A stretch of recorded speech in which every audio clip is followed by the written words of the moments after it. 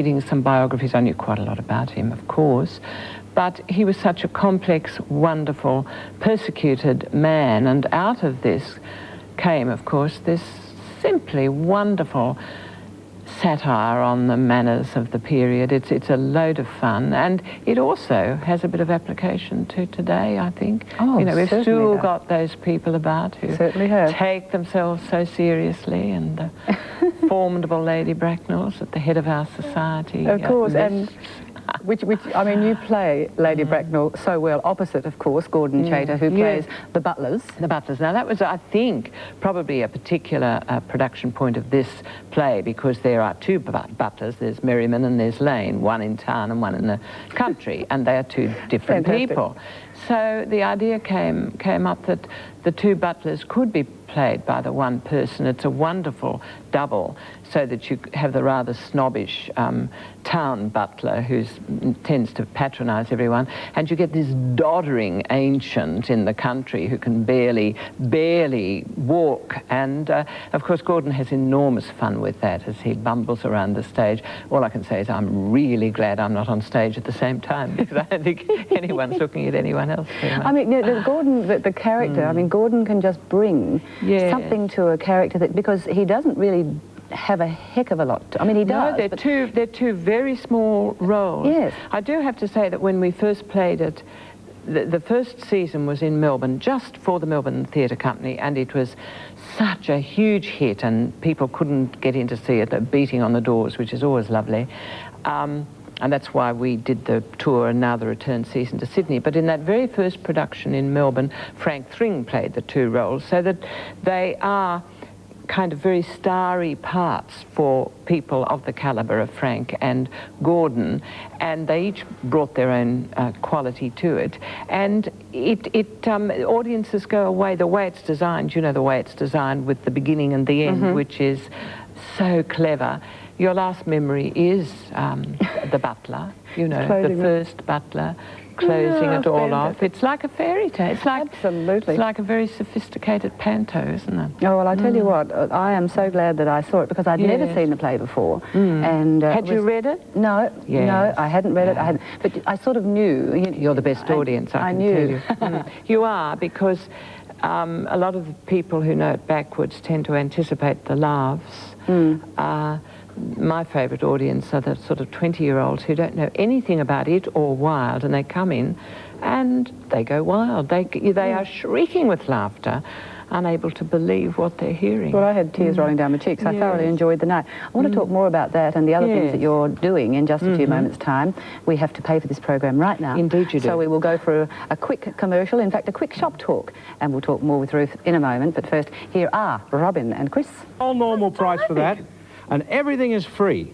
Even we won't ask you for a service fee or a delivery charge or a handling or anything. And I can tell you that you can come and look at the books if you're coming into the shop, and you'll say, why am I doing it? I'm doing it to say thank you very much. And for those people that might like this and ring up with their credit cards and order it, I have some telephone numbers for you, because we must keep those on for a long time now. What, long time? Perhaps for the 008252746. Where are they? And 726-8444 as if by magic. Now, I'm saying that because that's 24 hours you've got on this one. I can't deliver this interstate before Christmas, but you may want to have this package. It's in stock, and you may want to have the package. So what could people do? What you have to do is just take a note of our address here, send your own courier, buy it up, give us your credit card, ring through first, send your own courier, we'll have the goods ready, and your own courier then is responsible to get them to you. And if he doesn't get them on time, well, that's his fault. $4.99 anyway, that's Chris. No. Look, thank you for letting us borrow Chris for 3 years. He's been a wonderful, charming person to have on television. He's made a lot of people's lives very happy too, whether they've bought or not. They just love seeing Chris. Now, Ruth, we're talking about the importance of being earnest, which is about to open in its Sydney season. How are the rehearsals going? Once you've been doing it for so long, do you just need a couple of days as a brush-up rehearsal? Yes. Only a few days, and the opening night is the 2nd of January. There are previews 3 nights prior to that. And the previews are good because people get in a bit cheaper, and with this one, you know you're getting the show because we've done it forever. And it only takes a few days to get it together again. And the same cast is exactly in the same Sydney? cast, yes. Because it is indeed the entire it's cast ensembles, absolutely. is very it's good. an ensemble piece, and there are some wonderful actors in it. Geoffrey Rush, Jane Menelaus, Rachel Saleh, Andrew Ty, Monica Morn, and Bob Hornery. I think I've got everyone. I think you do have everyone too. We should talk about the set. Yes. I mean, if you haven't been to see it, it's maybe a bit hard to sort of visualise, but I think it's most probably one of the most stunningly designed sets. Simple. It's very inventive. It is, how would you describe it? It is like a book.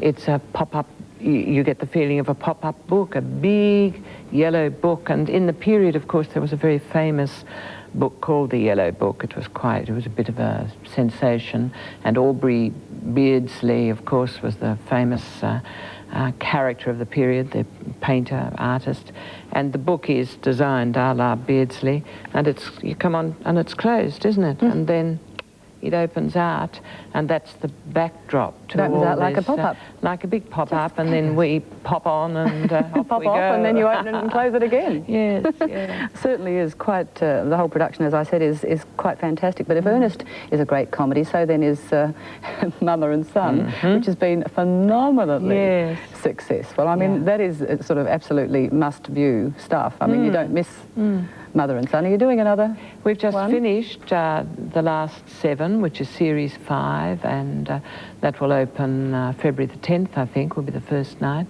We think they're the funniest scripts we've had, so that's fantastic. All right, my love. Well, we will let you go and have a cup of tea and a lie down before you've got to get into all these All these other rehearsals. bits, yes. And I'm sure many people will thoroughly enjoy the Sydney season of Ernest, and I will certainly look forward to Mother and Son again next year. Thank you. Ruth Cracknell this morning, and you can see Ruth and the cast in The Importance of Being Earnest at Sydney's Theatre Royal from January the 2nd until February the 15th. And believe me, if you have a chance, there most probably not that many tickets left even now, I don't know. But if you have a chance, please ring and try and go and see it, because it is certainly a wonderful night out.